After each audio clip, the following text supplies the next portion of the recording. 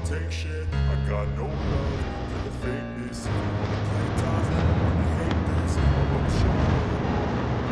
I don't ever slow up, no I don't take shit. I got no love for the fakeness. If you wanna play tough and wanna hate this, I'll always show up and make a statement. I don't ever slow up, no I don't take shit. I got no love for the fakeness. If you wanna play tough and wanna hate this, I'll always show up and make a statement. Everything I do is so instinctive, it's a passion.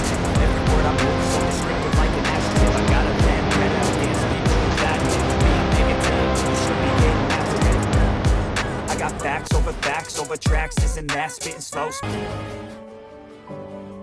Lokapavani ಚಾಕಿ ಕೇಂದ್ರದ ಮೂಲಮಂತ್ರ ಅತ್ಯುತ್ತಮ ಗುಣಮಟ್ಟವೇ ನಮ್ಮ ಧ್ಯೇಯ. ಇನ್ನೊಂದು doubt ಇತ್ತು ನಂಗೆ. ಇವಾಗ ಇಲ್ಲಿ ಇದ್ರ ಏನು ಮೈಕ್ರೋಜೆಟ್ ಅಂತ ಹಾಕಿದ್ದೀರಾ, ಸೊ ಯೂಶಲಿ ಈಗ ಇದನ್ನ ಕೃತಕ ಮಳೆ ಅಂತಾನೆ ಹೇಳ್ಬೋದು. ಸೊ ಈಗ ಕೃತಕ ಮಳೆ ಬಂದಾಗ ಯೂಶಲಿ ಕಳೆಗಳು ಜಾಸ್ತಿ. ಸೊ ಆ ಕಳೆಗಳಿಗೆ ಮ್ಯಾನೇಜ್ ಮಾಡಕ್ಕೆ ಯಾವ ಒಂದು ಪದ್ಧತಿ ಯೂಸ್ ಮಾಡಬಹುದು? ಒಳ್ಳೆ ಪದ್ಧತಿ ಅಂದ್ರೆ ಗ್ರೀನ್ ಮೆನ್ಯೂರಿಂಗ್. ಚಂಬೆ, ಉರುಳಿ, ಅಪ್ಸಂಡ್ ಹೆವಿ ಅಲ್ಲ, ಅಂದ್ರೆ ನಮ್ಮ ಬೆಳೆಗಳಿಗೆ ತೊಂದರೆ ಕೊಡೋ ಮಟ್ಟಕ್ಕಲ್ಲ. ಒಂದು ನಮ್ ಜನರಲಿ ನಮ್ ಚಾಕಿ ಸೆಂಟರ್ ಅಲ್ಲಿ 45 ದಿನದೊಳಗೆ ನಮ್ದು ಕ್ರಾಪ್ ಮುಗ್ದೋಗುತ್ತೆ. ಅಥವಾ ನೀವು ಬೆಳೆಗಾರರು ದೊಡ್ಡಳು ಮೇಯಿಸೋದ್ರಲ್ಲಿ ಒಂದು 70-75 ದಿನದವರೆಗೆ ಕ್ರಾಪ್ ಇರುತ್ತೆ.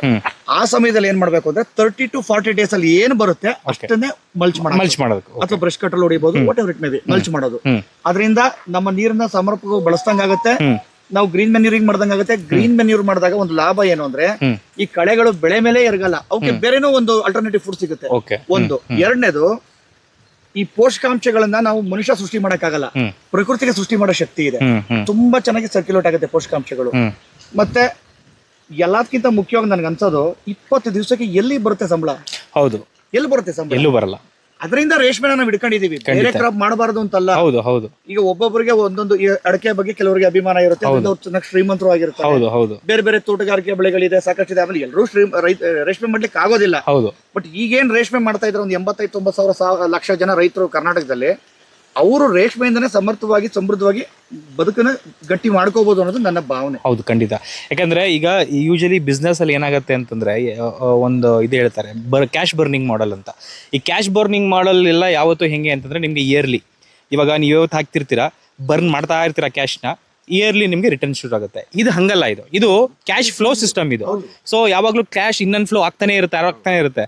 ಸೊ ಯಾರು ಇವಾಗ ಅಂದ್ರೆ ಈಗ ಸ್ಯಾಲ್ರಿ ನಂಬ್ಕೊಂಡು ತೋಟ ಇದ್ರು, ಈಗ ಕೆಲವರಿಗೆ ತೋಟನೂ ಇರಲ್ಲ. ಇವಾಗ ಅದನ್ನೇ ಹೇಳ್ತಾ ಇದೀವಿ, ಈಗ ಎಷ್ಟು ಉತ್ತೇಜನ ಕೊಡ್ತಾ ಇದೀವಿ ರೈತರುಗಳಿಗೆ ಅಂತಂದ್ರೆ, ಈಗ ನೀವೆಲ್ಲ ಸಾಕ್ಷಿ ಯಾಕೆ ಅಂತಂದ್ರೆ, ತೋಟನೇ ಇರಬೇಕು ಅಂತ ಏನಿಲ್ಲ, ಲೀಸ್ ಲ್ಯಾಂಡ್ ತಗೊಂಡು ಕೂಡ ಅದನ್ನ ಟೆಕ್ನಿಕಲ್ ಆಗಿ ಉಪಯೋಗಿಸ್ಕೊಂಡು ಅದನ್ನ ಮಾಡ್ಬೋದು.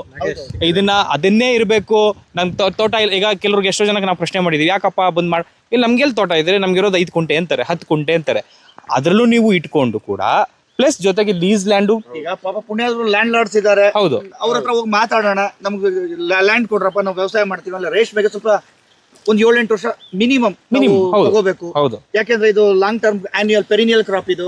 ಆಮೇಲೆ ಉಳು ಮನೆಗೆಲ್ಲ ಇನ್ವೆಸ್ಟ್ ಮಾಡಬೇಕು. ಆಮೇಲೆ ತುಂಬಾ ಜನ ನನ್ನ ಸ್ನೇಹಿತರು ಕೇಳೋದೇನು ಅಂದ್ರೆ, ಈ low cost rearing house, low cost, ನಾನು ಏನ್ ಹೇಳ್ತೀನಿ ಅಂದ್ರೆ, once in a life time ನಿಮಗ್ ಮನೆ ಕಟ್ಕೊತಿರೋ ಬಿಡ್ತೀರ, ಉಳುಗೆ ನೀವು ಮನೆ ಕಟ್ಬಿಟ್ರೆ ನಿಮ್ಮ ಒಂದು ಜನರೇಷನ್ ಕಾಪಾಡುತ್ತೆ, ಸೆಕೆಂಡ್ ಜನರೇಷನ್ ಕಾಪಾಡುತ್ತೆ. ನಮ್ಮಪ್ಪ 1994 ಅಲ್ಲಿ ಆ ಕಾಲದಲ್ಲಿ 1.5 ಲಕ್ಷ ಸಾಲ ಮಾಡಿ 50 ಅಡಿ 20 ಅಡಿದು 1000 ಚದರ ಅಡಿ ಉಳುಮನೆ ಕಟ್ಟಿದ್ರು.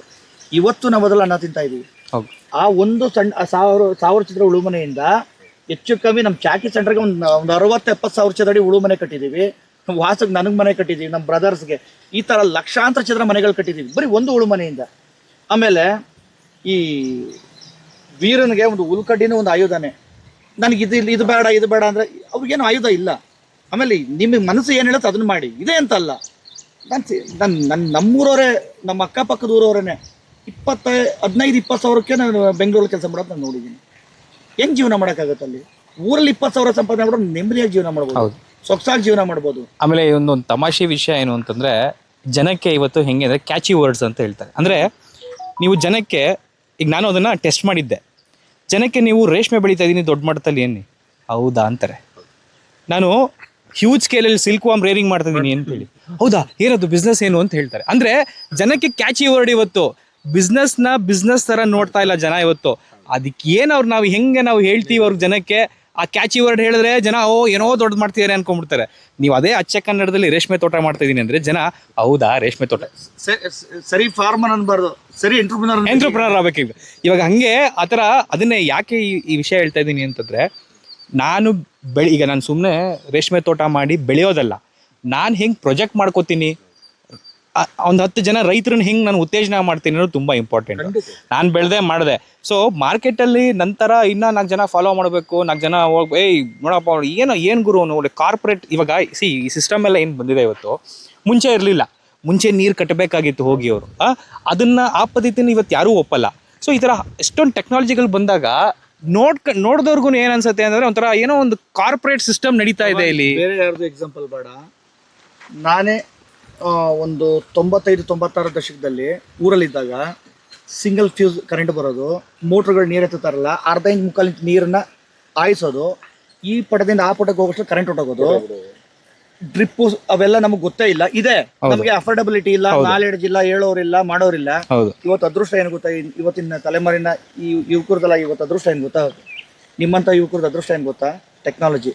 ಹಿಂಗ್ ಚಿಟಿಗೆ ಓಡೋದ್ರೆ ಇಡೀ ಜಗತ್ತಲ್ಲಿ ಏನಾಗುತ್ತೆ ಅಂತ ನೀವು ಯೂಟ್ಯೂಬ್ ಅಲ್ಲಿ ನೋಡ್ತೀರಿ, ಖಂಡಿತ ಇನ್ಸ್ಟಾದಲ್ಲಿ ನೋಡ್ತೀರಿ, ಚಾಟ್ ಜಿಪಿಟಿ ನೋಡ್ತೀರಿ, ಗೂಗಲ್ ಅಲ್ಲಿ ನೋಡ್ತೀರಿ. ಎಐ ನಿನ್ಗೆ ಒಂದು ಅರ್ಥ ಆಗಿಲ್ವಾ, ನೀನ್ ಆರ್ಟಿಫಿಷಿಯಲ್ ಇಂಟೆಲಿಜೆನ್ಸ್ ನ ಬಳಸಿ ಅದನ್ನ ನೀನ್ ತಿಳ್ಕತೀಯ. ನೀನ್ ಎಐಗೆನೆ ಫೀಡ್ ಮಾಡಪ್ಪ, ನಾನು ಗೊಬ್ಬರ ಇಷ್ಟು ಕೊಡ್ತಾ ಇದ್ದೀನಿ, ನಾನು ಇಷ್ಟಿಷ್ಟು ಎಕ್ಸ್ಪೆನ್ಸ್ ಮಾಡ್ತಾ ಇದ್ದೀನಿ, ನಾನು ಇಷ್ಟಕ್ಕೆ ಮಾಡಿದೆ, ನನ್ಗೆ ಎಷ್ಟು ಲಾಭ ಬಂತು ಅಂತ ನೀನು ಗಣಿತ ಗೊತ್ತಿಲ್ಲ ಅಲ್ವಾ, ಹೇಳುತ್ತೆ ನಿನಗೆ. ಅಂದ್ರೆ ಇದನ್ನ ಬಳಸಲ್ಲ ನಮ್ಮ ಹುಡುಗರು. ಅನಾವಶ್ಯಕ ರೀಲು, ಡೈಲಿ ಲಾಕ್ಸ್, ಅದ್ರಲ್ಲಿ ಏನು ವ್ಯಾಲ್ಯೂ ಇಲ್ಲ. ಇದನ್ನೆಲ್ಲ ಕಂಡ್ಬಿಟ್ಕೊಂಡು ನೋಡಕ್ಕೆ ಟೈಮ್ ಐತೆ, ಲರ್ನ್ ಮಾಡಕ್ಕೆ ಕಲಿಯಕ್ಕೆ ಇವ್ರಿಗೆ ಟೈಮ್ ಇಲ್ಲ. ಮತ್ತೆ ಸ್ವರ್ಗ ಅನ್ನೋದು ಎಲ್ಲಿರೋದು, ಇರೋದು ನಮ್ಮ ತಲೆ ಒಳಗೆ ಮತ್ತೆ ನಮ್ಮ ಊರಲ್ಲಿ ಅಷ್ಟೇ. ನೀವ್ ಎಲ್ಲಿರ್ತೀರಿ ನೀವು ಅದನ್ನ, ಇದು ಸ್ವರ್ಗ ಅಲ್ವಾ? ಇದಕ್ಕಿಂತ ಸ್ವರ್ಗ ಇನ್ನೇನಾದ್ರು ಚೆನ್ನಾಗಿರಕ್ ಸಾಧ್ಯ ಇದೆಯಾ? ಏನೂ ಇಲ್ಲ. ಚಾನ್ಸ್ ಏನಿದೆ? ಇದಕ್ಕಿಂತ ಇನ್ನೇನ್ ಬೇಕು? ಮೆಟ್ರೋಪಾಲಿಟನ್ ಸಿಟಿಲಿ ಇರೋದು ಸ್ವರ್ಗ ಅಲ್ಲ, ಧೂಳು, ಹೊಗೆ, ಖಂಡಿತ, ಮತ್ತು ದ್ವೇಷ. ಖಂಡಿತವಾಗಲೂ ನಾನಂತೂ ನೆಮ್ಮದಿಯಾಗಿದ್ದೀನಿ, ತೃಪ್ತಿಯಾಗಿದ್ದೀನಿ, ನಂಗೆ ಸಮಾಧಾನ ಇದೆ. ಖಂಡಿತವಾಗ್ಲೂ ಇದನ್ನ ಎಲ್ಲರೂ ಮಾಡಬಹುದು. ಅದನ್ನ ಯಾರು, ಅದೇ ಹೇಳಿದ್ನಲ್ಲ ನಾನು ಆಗ್ಲೇ ಮಾತಾಡ್ತಿದ್ದೆ, ಇವಾಗ ಅಗ್ರಿಕಲ್ಚರ್ ಸೆಕ್ಟರ್ನ ಈಗ ಈ ದೇಶದಲ್ಲಿ ಅಗ್ರಿಕಲ್ಚರ್ ಡಿಪೆಂಡೆನ್ಸಿ 70-80% ಆದ್ರೆ ಅದೇ ಲೀಸ್ಟ್ ನೆಗ್ಲಿಜಿಬಲ್ ಸೆಕ್ಟರ್ ಆಗೋಗಿದೆ. ಈಗ ಒಂದು ಅಂಕಿಅಂಶಗಳ ಪ್ರಕಾರ 60%. ಈಗ ಸೊ ಇವಾಗ ಮುಂದಿನ ದಿನಗಳಲ್ಲಿ ಈ ತರ ಉತ್ತೇಜನ ಕೊಟ್ಟು ರೈತರಿಗೆ ನಾವು ಎಷ್ಟು ಪ್ರಮೋಟ್ ಮಾಡಿ, ಯಾಕಂದ್ರೆ ರೈತನಿಗೆ ಫಸ್ಟ್ ಆಫ್ ಆಲ್ ಅರ್ಥ ಮಾಡಿಸ್ಬೇಕು. ಏನು ಅರ್ಥ ಮಾಡಿಸ್ಬೇಕು ಅಂತಂದ್ರೆ, ನೀನೊಬ್ಬ ಏನು ನಾರ್ಮಲ್ ರೈತ ಅಲ್ಲಪ್ಪ, ನೀನು ಒಂಥರ ಆಂಟ್ರಪ್ರನರ್. ನೀನು 4 ಜನ ಕೆಲಸ ಕೊಡ್ತೀಯ.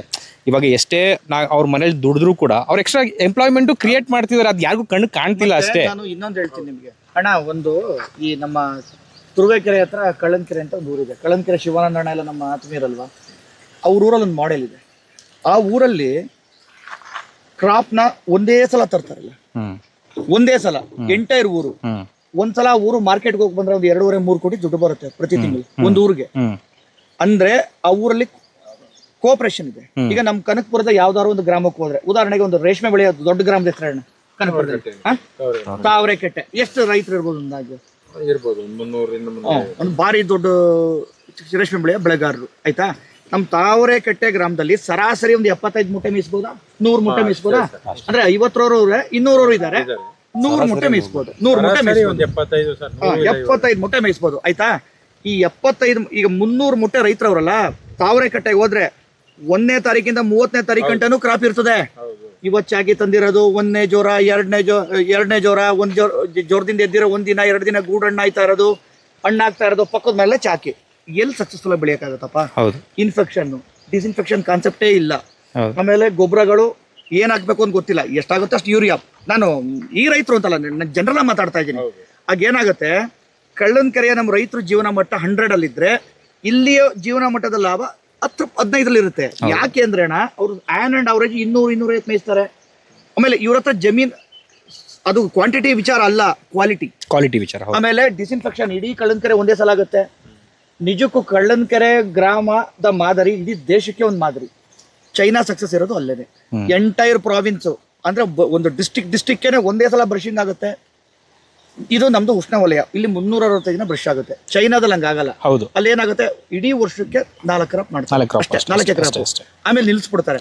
ಆಗ ಅಲ್ಲಿ ವಾತಾವರಣದಲ್ಲಿ ಈ ಪ್ಯಾಥೋಜನ್ ಸಾಯಕ್ಕೆಲ್ಲ ಟೈಮ್ ಸಿಗುತ್ತೆ. ಹೌದು. ಮತ್ತೆ ಗಿಡಕ್ಕೆ ಪೋಷಕಾಂಶಗಳನ್ನ ರಿಕವರಿ ಮಾಡ್ಕೊಡಕ್ಕೆ, ಭೂಮಿಗೆ ರಿಪೇರಿ ಆಗೋಕ್ಕೆಲ್ಲ ಸಮಯ ಇರುತ್ತೆ. ನಮ್ಮಲ್ಲಿ ಇಲ್ಲ. ಹೌದು. ಇಲ್ಲ ಅನ್ನೋದು ನಮ್ಮ ಅದೃಷ್ಟ. ಯಾಕೆ ಹೇಳೋ 360 ದಿನ ಕ್ರಾಪ್ ಮಾಡ್ಬೋದು. ಆಮೇಲೆ ನಮಗೆ ನಾವು ಹೋಗಿದ್ದಾಗ ಅವ್ರದ್ದೊಂದು ಅದೊಂಥರ ನಾವೇ ಮಾತಾಡ್ಕೊಂಡ್ವಿ, ಏನು ಅಂತಂದರೆ ಒಳ್ಳೆ ಅಂದರೆ ರಾಂಗ್ ಟೈಮಲ್ಲಿ ಕರ್ಸ್ಕೊಂಡಿದ್ದಾರೆ ಅಂತ. ನಾವು ಹೋಗಿದ್ದ ಟೈಮ್ ಏನಂತಂದರೆ ಅದು ನಾನ್ ರೇರಿಂಗ್ ಟೈಮ್, ಅದು ಅಂದರೆ ರೇರಿಂಗ್ ಆಗ್ತಿದ್ದ ಟೈಮು. ಬರೀ ನಾವು ಆ ರೇರಿಂಗ್ ಹೌಸ್ ನೋಡ್ಕೊಂಬಂದ್ವಿ ಅಷ್ಟೇ. ಅಲ್ಲಿ ವರ್ಷದಲ್ಲಿ ನಾವು ನಮ್ಮ ಪ್ರಕಾರ 4 ಬೆಳೆ ಅಲ್ವಾ, 4 ಅಷ್ಟೇ ಮಾಡೋದು ಅವರು, ಮಿಕ್ಕಿದ್ದಾರೆ. ಬಟ್ ನಮ್ಮ ಭಾರತದಲ್ಲಿ ಹಂಗಿಲ್ಲ. ನಮ್ಮಲ್ಲಿ ಕರೆಕ್ಟಾಗಿ ನಾವು ಮೇಂಟೈನ್ ಮಾಡಿ 12 ತಿಂಗಳಿಗೂ ತಗೋಬಹುದು. ನಾವು ಹೋದಾಗ ಟೆಂಪರೇಚರ್ ಎಷ್ಟಿತ್ತು Pavan, if I not wrong, ಒಂದು 3 ಡಿಗ್ರಿ 4 ಡಿಗ್ರಿ ಇತ್ತು. ಮತ್ತೆ ಕೋಲ್ಡ್ ವಿಂಡ್ ಚಿಲ್ ಅಲ್ಲ, ನಾವು ನ್ಯಾನಿಂಗ್ ಹೋಗೋ ಜಾಗದಲ್ಲಂತೂ -2 ಇತ್ತಲ್ಲ, -2 ಇತ್ತು. ಕಡ್ಡಿ ಕಣ್ಣೇ ಬರೋದು. ಬರಲ್ಲ. ಕಡ್ಡಿ ಬದುಕಿರೋದೇ ಹೆಚ್ಚು.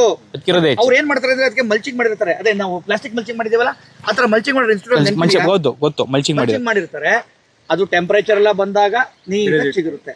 ಅವ್ರಕ್ಕಿನ್ನ ಪೊಟೆನ್ಶಿಯಲ್ ಇರೋದು ನಮಗೆ, ಬಟ್ ಆದ್ರೆ ಕ್ವಾಲಿಟಿಲಿ ನಮ್ಕಿನ್ನ ಅವ್ರು ಜಾಸ್ತಿ ಇದೆ. ನಾವು ಮಾಡಬಹುದು. ಟೆಕ್ನಾಲಜಿ ಇದೆ, ನಮ್ಮ ಹತ್ರ ಪ್ಯಾಕೇಜ್ ಆಫ್ ಪ್ರಾಕ್ಟೀಸ್ ಇದೆ. ನಾವು ಮಾಡ್ತಾ ಇಲ್ಲ, ನಾವು ಮಾಡಬಹುದು. ಹೌದು.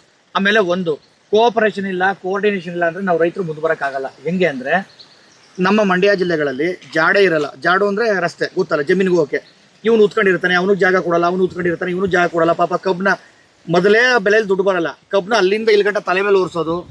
ಈ ಥರ ನಾವು ಕೋಆಪರೇಷನ್ ಮಾಡಲಿಲ್ಲ ಅಂದರೆ ಗ್ರಾಮೀಣ ಪ್ರದೇಶದಲ್ಲಿ ಹಳ್ಳಿಲಿ ಜೀವನ ಮಾಡೋದು ತುಂಬ ಕಷ್ಟ ಇದೆ. ನಾವು ಕಳ್ಳನಕೆರೆ ಗ್ರಾಮದ ಥರ ಒಂದು ಪ್ಲ್ಯಾನ್ ಮಾಡ್ಕೊಂಡು ನಮ್ಮ ಊರವರು ನೀಟಾಗಿ ಒಂದೊಂದು ಊರವರು ಯಾರು ಕ್ವಾಲಿಟಿ ಚಾಕಿ ಸಪ್ಲೈ ಮಾಡ್ತಾನೆ ಅವನ ಹತ್ರ ಮೊದಲೇ ಕ್ವಾಲಿಟಿ ಕೊಡ್ತೀಯಾ ಮಾತಾಡ್ಕೊಂಡು ಪ್ಯಾಕೇಜ್ ಆಫ್ ಪ್ರಾಕ್ಟೀಸು. ನಾವು ತೋಟಕ್ಕೆ ಏನು ಮಾಡಬೇಕು, ಒಂದೇ ಸಲ ಕ್ರಾಪು, ಒಂದೇ ಸಲ ಒಂದು ದೊಡ್ಡ ARM ಹತ್ರ ನೋಡ್ರಪ್ಪ ನಾವು ARM ಬರ್ತೀವಿ, ನಾವು ನೀವು ಕ್ವಾಲಿಟಿ ಕೊಡ್ತೀವಿ, ಬಂದು ನಮ್ಗೆ ಗೈಡ್ ಮಾಡಿ ಏನು ಕ್ವಾಲಿಟಿ ಮಾಡಬೇಕು. ಅಥವಾ ಮಾರ್ಕೆಟ್ಗೆ ಹೋಗಲಿ, ಅದು ಬೇರೆ ವಿಚಾರ, ಅದೇನಾದ್ರು ಮಾಡ್ಲಪ್ಪ ಅವ್ರಿಗೆ ಸಂಬಂಧಪಟ್ಟಿದ್ದು. ಈ ಥರ ಪ್ರೊಡಕ್ಟಿವ್ ಆಗಿ ಹಳ್ಳಿ ಬೆಳೆದ್ರೆ ದೇಶ ಬೆಳೀತು ಅನ್ಬೋದು. ದೇಶದ GDP ಏರುತ್ತೆ, ಆದರೆ ಏರೋದು ಕಾರ್ಪೊರೇಟ್ ಜನಗಳದ್ದು ಮಾತ್ರ. ಗ್ರಾಮೀಣ ಪ್ರದೇಶದ ಪರ್ ಕ್ಯಾಪಿಟಲ್ ಇನ್ಕಮ್ ಕುಸಿತಾ ಇದೆ. ಹೌದು ಅಲ್ವಾ? ಕರೆಕ್ಟ್. ದೇಶ ಬೆಳೀತು ಅಂದ್ರೆ ಪ್ರತಿಯೊಬ್ಬ ಪ್ರಜೆನೂ ಬೆಳಿಬೇಕು. ಕರೆಕ್ಟ್. ಬಟ್ ಕಂಪ್ಯಾರಿಟಿವ್ಲಿ ನಾವು ಪ್ರಗತಿಲಿದ್ದೀವಿ. ಹೌದು. ಕಂಪೇರಿಟಿವ್ಲಿ ನಮ್ಗೆ ಯಾರಿಗೂ ತಿನ್ನಕ್ಕೆ ಅನ್ನಕ್ಕೆ ಸಮಸ್ಯೆ ಇಲ್ಲ, ಮತ್ತೊಂದಿಲ್ಲ, ಮಗದೊಂದಿಲ್ಲ. ಬರೀ ನಾವು ನೆಗೆಟಿವ್ನ ಸೆಟ್ ಮಾಡಿ ಯಂಗ್ಸ್ಟರ್ಸ್ನ ದಿಗ್ಗಡ್ಸೋದು ಬೇಡ, ಪಾಸಿಟಿವ್ನ ಮಾಡಿ ಮುಂದಕ್ಕೆ ಹೋಗೋಣ. ಬರೀ ರೇಷ್ಮೆ ಅಂತ ಅಲ್ಲ, ನೀವೇನು ಮಾಡಿದ್ರು ಅದನ್ನ ಟೆಕ್ನಿಕಲಿ ಮಾಡಿ, ಪಾಸಿಟಿವ್ ಆಗಿ ಮಾಡಿ. ಆಮೇಲೆ ಇನ್ನೊಂದೇನು ಅಂದರೆ ನೀವು ಹೇಳಿದ್ರಲ್ಲ, ಈಗ ಆರ್ಗನೈಸ್ಡ್ ಆಗಿ ಒಂದು ಮಾಡಬೇಕು ಅನ್ನೋದು. ಆರ್ಗನೈಸ್ಡ್ ಆಗಿ ಮಾಡಿದಾಗ ಯಾರೋ ಒಬ್ಬ ವ್ಯಕ್ತಿಗೆ ತೋಟ ಇಲ್ಲ ಅಂದ್ರೂ ಅವ್ನಿಗೆ ಎಂಪ್ಲಾಯ್ಮೆಂಟ್ ಕ್ರಿಯೇಟ್ ಆಗುತ್ತೆ, ಅಲ್ಲಿ ಎಂಪ್ಲಾಯ್ಮೆಂಟ್ ಜನರೇಟ್ ಆಗುತ್ತೆ. ಒಂದು ನೋಡು, ಒಗ್ಗಟ್ಟಿದ್ದಾಗ 4 ಏಟ್ ಬಿದ್ರೆ ಎಲ್ರಿಗೂ ಸೇರಿಸ್ಬಿಡುತ್ತೆ, ತಡ್ಕೋಬಹುದು. ಲಾಭ ಬಂದಾಗ ಎಲ್ರಿಗೂ ಒಂದೊಂದು ಹಂಚ್ಕೋಬಹುದು. ಅದೇ ಒಬ್ಬನಿಗೆ 4 ಏಟ್ ಬಿದ್ರೆ ತಡೆಯಕ್ಕೆ ಕಷ್ಟ. ಹೌದು. ಒಗ್ಗಟ್ಟಿರ್ಬೇಕು ಮನುಷ್ಯನಿಗೆ. ನೆಕ್ಸ್ಟ್ ಹೇಳಿ ಸರ್ ಪ್ಲೀಸ್. ಆಮೇಲೆ ಗಿಡದ ಮೇಂಟೆನೆನ್ಸ್ ಬಗ್ಗೆ ಮಾಹಿತಿ ಕೊಟ್ರಿ. ದಯವಿಟ್ಟು ಸ್ವಲ್ಪ ರೈತರಿಗೆ ನಮ್ಮ ಮಾರ್ಕೆಟ್ ಬಗ್ಗೆ, ಎಷ್ಟು ದಿನ ಈ ರೈಟ್ ಈಗ 850 ರೂಪಾಯಿ ಇದೆ, ಇದೇ ರೀತಿ ರೇಟ್ ಯಾವ ತರ ಇರ್ಬೋದು ಅನ್ನೋದೊಂದು ಇನ್ಫಾರ್ಮೇಶನ್ ಅಂತ ಕೊಡಿ. ಒಂದು ವಿಡಿಯೋದಲ್ಲಿ ಮಾತಾಡಿದ್ದೆ ಸರ್. ನಾನು ಸಿಲ್ಕ್ ಅಸೋಸಿಯೇಷನ್ ಆಫ್ ಇಂಡಿಯಾದಲ್ಲಿ ಒಬ್ಬ ಸಹಪಾಠಿಯಾಗಿ ಕೆಲಸ ಮಾಡ್ತೀನಿ. ಅಲ್ಲಿರೋರೆಲ್ಲ ಲೆಜೆಂಡ್ಸ್, ದೊಡ್ಡ ದೊಡ್ಡ ವ್ಯಕ್ತಿಗಳು. ಅವ್ರ ಜೊತೆ ಎಲ್ಲ ಟೆಕ್ನಿಕಲಿ ನಾವು ಅವರಿಂದ ಸಾಕಷ್ಟು ಕಲ್ತಿದ್ದೀವಿ. ಅವ್ರ ಜೊತೆ ಕೆಲಸ ಮಾಡೋದೇ ನಮ್ಗೊಂದು ಸೌಭಾಗ್ಯ. ನಮ್ಮಲ್ಲಿ ರೀಲರ್ಸು, ಮೊಟ್ಟೆ ಮಾಡೋರು, ಚಾಕಿ ಮಾಡೋರು, ಒಳ್ಳೊಳ್ಳೆ ಫಾರ್ಮರ್ಸು ಎಲ್ಲ ಇದ್ದಾರೆ. ಆಂಧ್ರದಿಂದ ರೆಪ್ರೆಸೆಂಟೇಟಿವ್ಸ್ ಇದ್ದಾರೆ, ಮಹಾರಾಷ್ಟ್ರದಿಂದ ಇದ್ದಾರೆ, ಸಾಕಷ್ಟು ಎಲ್ಲ ಕಡೆಯಿಂದ ಇದ್ದಾರೆ. ನನಗೆ ಇತ್ತೀಚೆಗೆ ಏನು ನಿಖರವಾದ ಮಾಹಿತಿ ಇದೆ ಅಂದರೆ, ನಮ್ಮ ಗೂಡು ಡಿಸೆಂಬರ್ಗೆ 1000 ರೂಪಾಯಿ ಮುಟ್ಬಿಡುತ್ತೆ. 1000 ರೂಪಾಯಿ ಅಂದ್ರೆ ಕಮ್ಮಿ ರೇಟಾ ಸರ್? ಬಂಗಾರದಂಥ ಬೆಲೆ ಅದು. ಆ್ಯಂಡ್ ಆವ್ರೇಜು 700 ರೂಪಾಯಿ ಇದ್ದೇ ಇರುತ್ತೆ. 700 ರೂಪಾಯಿ ಇಟ್ಸ್ ಅ ಫ್ಯಾಂಟಾಸ್ಟಿಕ್ ಪ್ರೈಸ್. ಯಾವ ಬೆಳೆಯಲ್ಲಿ ಇಷ್ಟು ದುಡ್ಡಿದೆ ಸರ್? ದಯವಿಟ್ಟು ರೈತ ಮಾಡಲಿ. ನೀವು ಕ್ವಾಲಿಟಿ ಕೊಡಿ. ARM ಅವರು ದುಡ್ಡು ಕೊಡ್ತಾರೆ, ರೀಲರ್ಸು ದುಡ್ಡು ಕೊಡ್ತಾರೆ ಸರ್. ಅವರು ಅವ್ರ ವ್ಯವಹಾರನ ಹಾಳು ಮಾಡ್ಕೋಬೇಕು ಅಂತ ಇಷ್ಟ ಇಲ್ಲ ಅಲ್ವಾ? ಅವ್ರ ಆನೆಗೆ ಪೆಟ್ರೋಲ್ ಬೇಕು, ಅವ್ರ ಆನೆಗೆ ಊಟ ಬೇಕು. ನಮ್ ಗೂಡಿಲ್ಲ ಅಂದ್ರೆ ARM ನಡೆಯಲ್ಲ. ಈ ತರ ಇದು ವಿನ್ ಟು ವಿನ್ ಸಿಚುವೇಶನ್. ಅವ್ರು ಚೆನ್ನಾಗಿದ್ರೆ ನಮ್ಗೆ ಒಳ್ಳೆ ರೇಟ್ ಕೊಡ್ತಾರೆ, ನಾವು ಚೆನ್ನಾಗಿ ಬೆಳೆದ್ರೆ ಅವ್ರು ಒಳ್ಳೆ ರೇಟ್ ಕೊಡೋಕೆ ಸಾಧ್ಯ ಆಗುತ್ತೆ. ಅವ್ರು ಚೆನ್ನಾಗಿ ನೂಲು ತೆಗೆದ್ರಷ್ಟೇ ಅವ್ರ ನೂಲಿಗೆ ಒಳ್ಳೆ ರೇಟ್ ಸಿಗೋದು, ಆಗಷ್ಟೇ ವೀವರ್ ಅವ್ರಿಗೆ ಒಳ್ಳೆ ವ್ಯಾಲ್ಯೂ ಜನರೇಟ್ ಮಾಡೋದು. ಚೈನಾದಲ್ಲಿ ವಿಪರೀತ ಪ್ರೊಡಕ್ಷನ್ ಡ್ರಾಪ್ ಆಗಿದೆ, ನಮಗೆ ಆಪರ್ಚುನಿಟಿ ಇದೆ. ನಾನು ಹೇಳ್ತೀನಲ್ಲ, ಹೊಸೊಬ್ರು ನೆಡೋದು ಸೆಕೆಂಡ್ರಿ, ಇರೋರು ಅದ್ಭುತವಾಗಿ ಮಾಡ್ಲಪ್ಪ. ಅವ್ರ ಪ್ರೊಡಕ್ಟಿವಿಟಿ, ದೇಶದ ಪ್ರೊಡಕ್ಟಿವಿಟಿನ 50% ಜಾಸ್ತಿ ಮಾಡ್ಬೋದು. With per capita income of the sericulture ಫಾರ್ಮರ್ನ ದೇವರಾಣೆ ಜಾಸ್ತಿ ಮಾಡ್ಬೋದು. ಎಗೈನ್ ಅಕೌಂಟೆನ್ಸಿ, ಸುಮ್ಮನೆ ಬಾಯಿ ಮಾತಲ್ಲಿ ಹೇಳಿದ್ರೆ ಯೂಸ್ ಇಲ್ಲ. ಇದು ವೈಟಲ್ಲಿ ದುಡ್ಡು ಬರುತ್ತೆ, ನಿನ್ನ ಅಕೌಂಟಿಗೆ ದುಡ್ಡು ಬರುತ್ತೆ. ಅಕೌಂಟಲ್ಲಿ ತೋರಿಸ್ಬೋದು, ನೋಡಪ್ಪ 1 ಎಕರೆ ರೇಷ್ಮೆ ಇತ್ತು, ನನಗೆ ಎಷ್ಟು ದುಡ್ಡು ಬಂದಿದೆ. ಯಾಕೆ ಅಂದರೆ ಬೇರೆಯವ್ರಿಗೆ ಅದೊಂದು ಮಾದರಿ ಆಗಲಿ ಅಂತ, ಎಲ್ರಿಗೂ ನೆಮ್ಮದಿಯಾಗಿ ಜೀವನ ಮಾಡ್ಲಿಕ್ಕೆ ಒಂದು ಅವಕಾಶ ಸಿಗಲಿ ಅಂತ. ತುಂಬ ಶ್ರಮಜೀವಿಗಳು ರೇಷ್ಮೆ ಅಂತಲ್ಲ, ಎಲ್ಲಿದ್ರು ಚೆನ್ನಾಗೇ ಬದುಕ್ತಾರೆ. ಅಡಕೆ 1 ಎಕರೆ ಮಾಡೇನೆ 6 ರಿಂದ 7 ಲಕ್ಷ ನಿವ್ವಳ ಆದಾಯ ಮಾಡಿರೋರು ನಾನೇ ನೋಡಿದ್ದೀನಿ. ನಮ್ಮ ರಿಲೇಟಿವ್ ಒಬ್ರು ಇದ್ದಾರೆ, ಮಂಜುನಾಥ್ ಅಂತ, ಶಂಭುನಹಳ್ಳಿಲಿ, ಅಕ್ಕೆ ಬೆಟ್ಟಳ್ಳಿಗೆ ಪಾಂಡುಪುರದ ಪಕ್ಕ.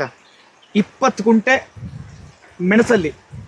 ಮೆಣಸಿನ ಬಳ್ಳಿಲಿ ನಿವ್ವಳ ಆದಾಯನ 6 ಲಕ್ಷ ಮಾಡಿದ್ದಾರೆ. ಎಗೈನ್ ಎಲ್ಲರೂ ಮಾಡ್ತಾರ? ಇಲ್ಲ. ಅದನ್ನೇ ಜೀವನ ಅಂತ ಮಾಡಿ ಅದಕ್ಕೆ ಉತ್ಕೃಷ್ಟವಾದ ಪೋಷಕಾಂಶ ಗೊಬ್ಬರಗಳನ್ನ ಕೊಟ್ಟು, ಅಂದರೆ ಕೆಲಸಗಾರನಿಗೆ ಎಲ್ಲಿದ್ರೂ ಕೆಲಸ ಮಾಡ್ತಾನೆ, ಮಾಡದೇರೋ ಎಲ್ಲಿದ್ರೂ ಮಾಡಲ್ಲ ಅಷ್ಟೇ. ನೆಕ್ಸ್ಟ್ ನೋಡೋಣ ಬನ್ನಿ. Thank you. Thank you.